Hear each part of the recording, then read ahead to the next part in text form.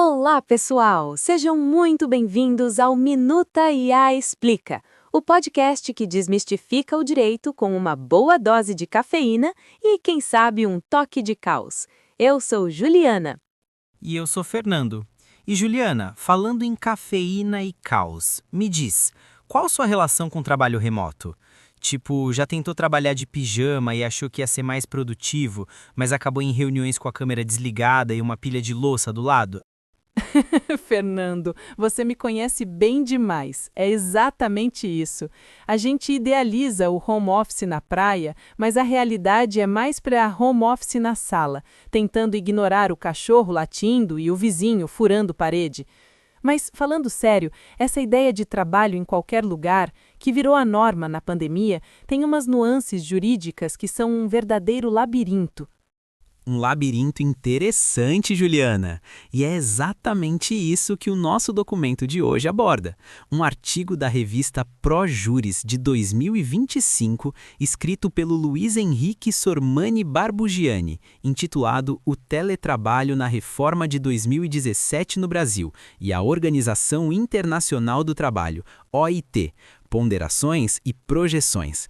Ele faz um mergulho profundo nas leis brasileiras e na influência da OIT sobre o tema, com foco nas transformações pós-pandemia.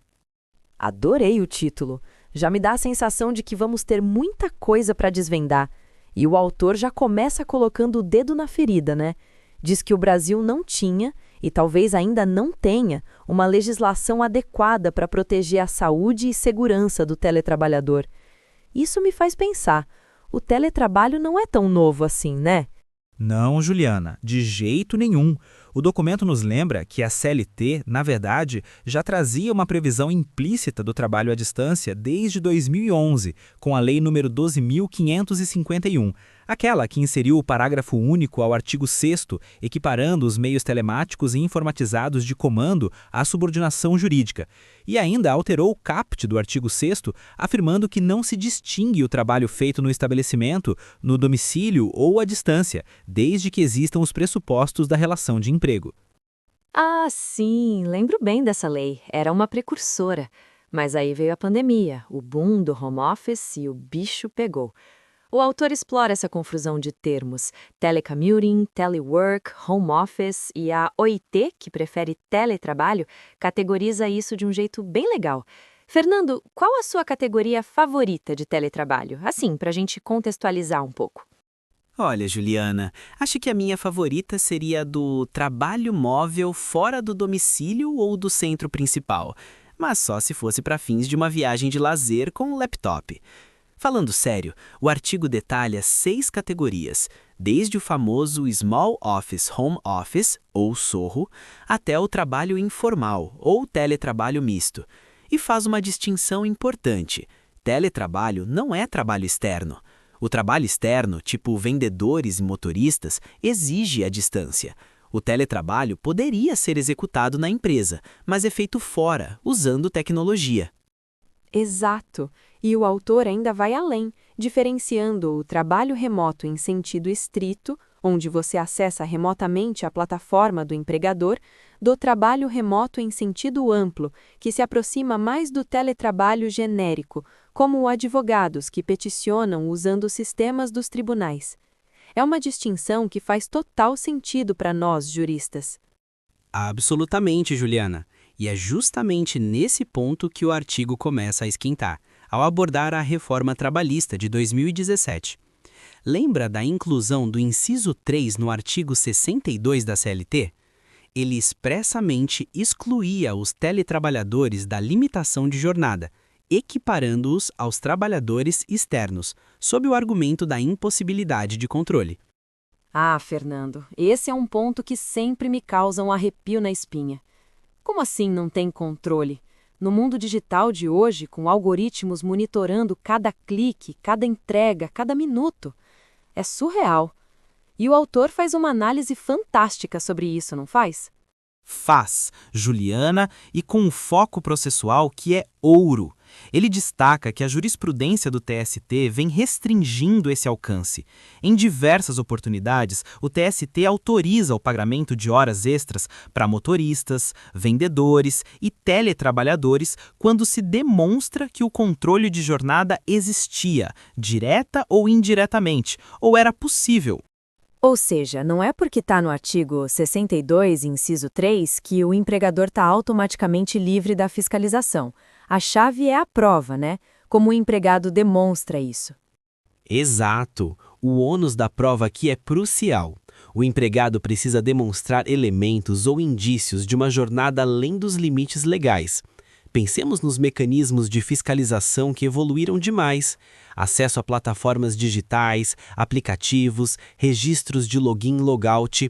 E pragmaticamente o artigo lembra que a exigência de metas que seriam insuperáveis numa jornada normal já é um forte indício de que há trabalho extraordinário. É o famoso, se o funcionário X produz Y em 8 horas e o funcionário Z produz 2Y, algo está estranho. Verdade, a matemática não mente. E o autor menciona casos de rastreadores via satélite para motoristas, que, embora usados para segurança, se tornam um meio indireto de fiscalização. É uma analogia perfeita para o mundo do teletrabalho. Sem dúvida, Juliana. E aí a reforma de 2017 também trouxe o capítulo 2A na CLT, especificamente para o teletrabalho. Ele define a modalidade, mas traz outras polêmicas. Por exemplo, a mudança do trabalho presencial para o teletrabalho exige acordo, mas o inverso, do teletrabalho para o presencial, pode ser unilateral do empregador, com apenas 15 dias de aviso. Espera, Fernando. Deixa eu entender isso direito. O empregado aceita ir para o teletrabalho, se adapta, investe na infraestrutura e o empregador, do nada, pode exigir a volta com só 15 dias? Isso é muito desequilibrado. E o autor aponta essa incoerência, não é? Sem contar que não especifica o que acontece nesses 15 dias de transição. Ele critica essa assimetria, Juliana. E não é só isso. O artigo 75D diz que a aquisição de equipamentos e o reembolso de despesas serão previstas em contrato escrito, mas não impõe que o custo seja do empregador. Isso pode significar um duplo ônus para o empregado. Ele investe e depois, se for obrigado a voltar ao presencial, perde o investimento e ainda tem gastos com transporte e alimentação. É o tal do trabalho em nuvem, né? Que a gente citou lá no começo. O empregador empurra os custos e a responsabilidade para o funcionário. Isso me remete à questão da saúde e segurança. O artigo 75E obriga o empregador a instruir o empregado sobre precauções, e o empregado assina um termo de responsabilidade. Mas isso, obviamente, não o exime da responsabilidade pela saúde do trabalhador, certo? Exato, Juliana. O artigo do Barbugiani é bem claro. A responsabilidade do empregador persiste e a tecnologia que facilita o teletrabalho também permite ao empregador bloquear acessos fora da jornada, garantindo pausas e limites, o que impacta diretamente a saúde e segurança. É uma ferramenta de controle e proteção que muitas vezes não é utilizada para o bem do trabalhador. E, no meio de tudo isso, veio a pandemia de Covid-19, o que foi um catalisador para o teletrabalho. O autor aborda a medida provisória 927 de 2020. Quais foram os pontos mais gritantes dela, Fernando? A MP 927 trouxe mudanças emergenciais, Juliana. O empregador podia, a seu critério, alterar o regime de presencial para teletrabalho e vice-versa, com apenas 48 horas de aviso, sem necessidade de acordo individual ou coletivo. Era um momento de calamidade, claro, mas a MP também trouxe um ponto muito controverso para o nosso foco processual. Ah, já sei. É sobre o tempo à disposição. Você pegou no pulo. O parágrafo 5º do artigo 4º da MP afirmava que o tempo de uso de aplicativos e programas de comunicação fora da jornada de trabalho normal do empregado não constitui tempo à disposição, regime de prontidão ou de sobreaviso. exceto se houver previsão em acordo individual ou coletivo. É uma ficção jurídica perigosa. Nossa! Ou seja, mesmo que o empregado estivesse respondendo e-mails ou mensagens do chefe de madrugada, isso não contaria como hora extra, a menos que houvesse um acordo específico. Isso é praticamente um convite ao assédio moral organizacional virtual que o artigo também menciona, essa telepressão por conexão constante. Precisamente, Juliana. É a precarização dos direitos trabalhistas sob o véu da urgência. E nesse cenário, o autor ressalta o papel crucial da OIT. Ela busca uniformizar as legislações para evitar a concorrência desleal entre países que reduzem benefícios sociais e trabalhistas. É a famosa corrida para o fundo do poço, né? E a OIT tinha alguma norma específica para o teletrabalho na pandemia? O artigo destaca que, surpreendentemente, não havia. A OIT reconhecia a questão, vinha pesquisando sobre, mas uma convenção ou recomendação específica sobre teletrabalho impulsionado pela pandemia ainda não existia. No entanto, princípios da Convenção da OIT número 155 sobre segurança e saúde podem e devem ser aplicados. O judiciário tem um papel fundamental aqui, adaptando as normas existentes. Com certeza. O judiciário vira o último bastião de proteção em muitos desses casos. E as considerações finais do autor são poderosas, Fernando. Ele não se restringe aos direitos do trabalhador, mas expande a discussão para o impacto macroeconômico. Sim, ele toca em pontos que a gente raramente pensa.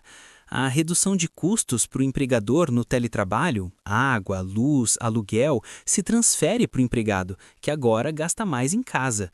Além disso, as consequências na saúde física e mental do trabalhador pelo isolamento, pelo sedentarismo. Mas o que me impressionou mesmo foi o efeito dominó na economia local. Ah, sim. O exemplo do restaurante perto do escritório. Se todos estão em teletrabalho, quem vai almoçar no restaurante? É um baque para todo o comércio e serviços que viviam do trânsito de pessoas. Ele fala de uma redução drástica no consumo e no fluxo de desemprego. É um ponto muito válido, Juliana. Ele nos provoca a ir além do circunstancial e pensar nas consequências conjunturais, pedindo políticas públicas de fomento econômico e garantias sociais. O papel da OIT e a interpretação da doutrina e jurisprudência se tornam essenciais para guiar essa nova realidade. É isso, Fernando. Um artigo que nos faz pensar muito sobre como as leis precisam correr para acompanhar a realidade e como o judiciário, doutrina e organismos internacionais como a OIT têm um trabalho hercúleo pela frente. Muito obrigado por desvendarmos essa minuta tão rica hoje. Eu que agradeço, Juliana. Foi uma ótima conversa sobre um tema que, mesmo pós-pandemia, continua super atual e complexo. E lembrem-se, pessoal, se o seu chefe manda mensagem às 3 da manhã, não importa onde você esteja. Isso pode não ser tempo à disposição, mas com certeza é tempo de pensar em acionar o RH. Essa foi boa, Fernando. E foi isso por hoje, pessoal. Esperamos que vocês tenham gostado de mais um episódio do Minuta IA Explica. A gente se encontra na próxima, com mais um documento legal para a gente destrinchar juntos. Até a próxima, pessoal!